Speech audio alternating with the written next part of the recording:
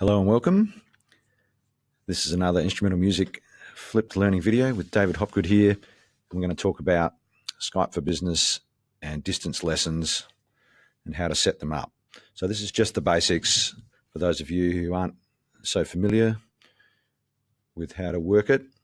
A lot of teachers I know will probably know most of this, but we'll just go through it just to make sure it's all clear.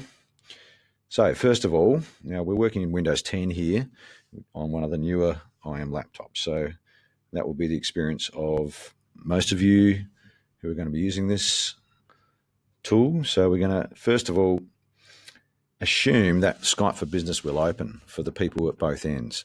And that might be a lot to assume, but if it's not working for whatever reason, then we'll make sure that we have some processes in place to get it to be working at both ends, both the teacher's end and the student's end.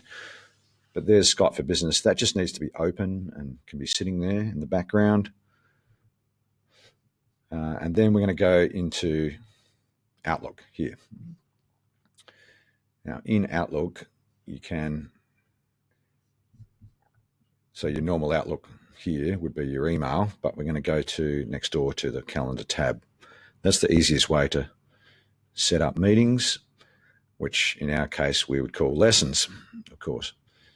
So you just go into here, new Skype meeting.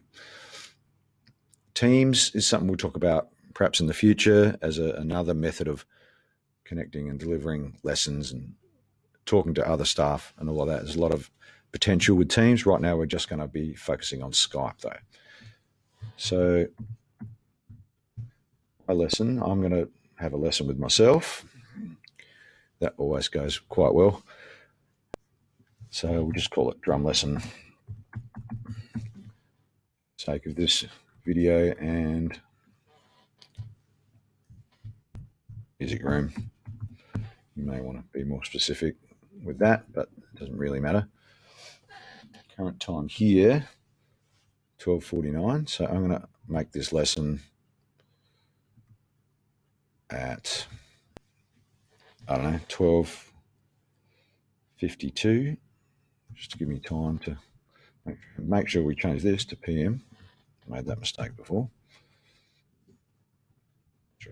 Capitalized or not, doesn't matter. And then it'll give you these options underneath. So as soon as you put a time in,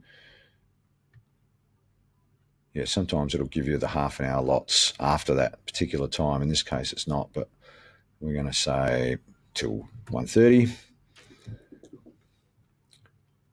And that's all you need to do. You could set up all your lessons for the term in one hit if you wanted to block out some net time to do that, or even for the whole year. But if you want to be a bit more flexible, you may do it each week. So depend whatever works for you and what works for the schools that you're delivering to. So that's going to get sent.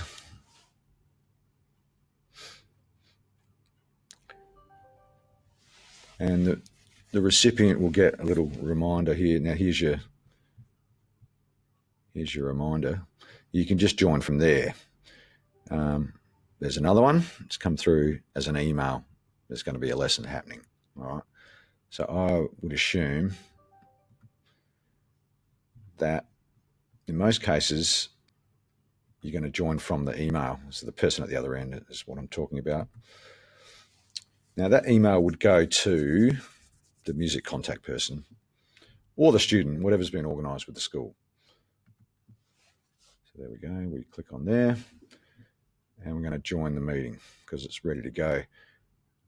At the top there, it says use Skype for Business full audio and video. That's what you want to use. We'll have some sort of speakerphone for these meetings, hopefully for everybody to use. And at the other end, we're expecting the schools to have some kind of audio solution as well.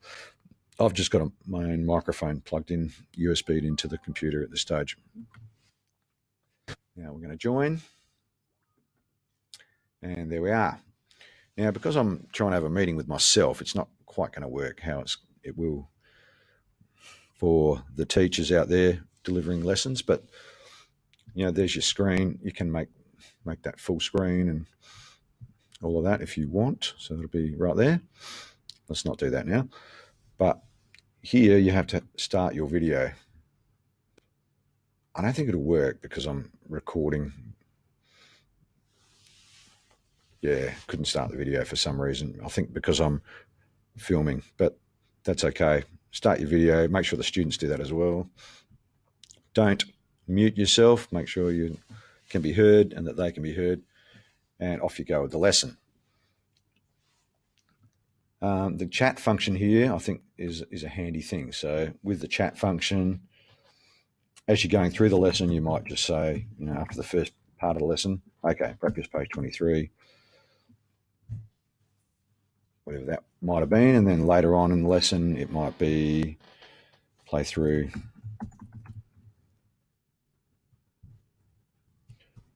rock solo 1. It's always a favorite. You go. All right, so teaching. Now we're going to finish up. Wish the students a good week and hang up. Get to the next lesson. So you can see that the chats that you've put in there are summarized at the end as a conversation, which is a nice feature, and that will be sitting there when you reopen the session with the same recipients next week. So it can serve as a record of what you've taught during that lesson. And I'm assuming you could also, if you wanted to, you could cut and paste this somewhere. So just copy, paste, stick it in your notes folder, or use Microsoft OneNote would be a good thing to use for that. So that's all the basics really. As long as we're able to connect and that the connection is good, that's going to be quite a reasonable meeting experience, depending on audio on both ends as well. If it's not working on a particular day, it can also be frustrating, but there will be contingency plans in place for that. So that's your basics of Skype for Business, and hopefully everyone can get it working and have a good experience with their distance lessons.